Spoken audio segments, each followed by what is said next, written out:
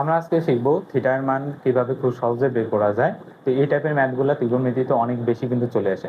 তো এই টাইপের যে ম্যাথগুলো আছে তোমরা যারা অনেক বেশি ভয় পাও, এই অঙ্কগুলো আমরা আজকে তুড়ি বাজায় নিমেষের মধ্যে একদম কিভাবে করা যায় সেটা চেষ্টা করবো। তো তোমরা বোর্ডে দেখতে পাচ্ছ সাইন a + 60 = 1 হলে a এর মান নির্ণয় করো। a মানে থিটা, b মানে থিটা, হোয়াট এভার, এগুলো যাই থাক না কেন।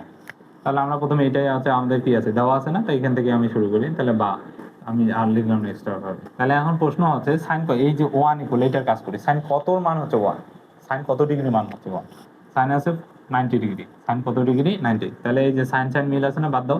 তাহলে a + 60 ইকুয়াল কত 90 ডিগ্রি। তাহলে আমাদের চাইছে কিসের মান, এর মান। তাহলে ইকুয়াল কত হবে 90 ডিগ্রি মাইনাস 60 ডিগ্রি, তাহলে কত ডিগ্রি 30 ডিগ্রি। তাহলে এর মান কত দেখছো, খুব সহজে কিন্তু চলে আসে। অলরেডি এই প্রশ্নটা কিন্তু বোর্ডে আসা একটা প্রশ্ন, ঠিক আছে। আশা করি খুব সহজে বুঝতে পারছো এবং কিভাবে থিটার মান বের করা যায় তাহলে বুঝতে পারছো। ধন্যবাদ সবাইকে।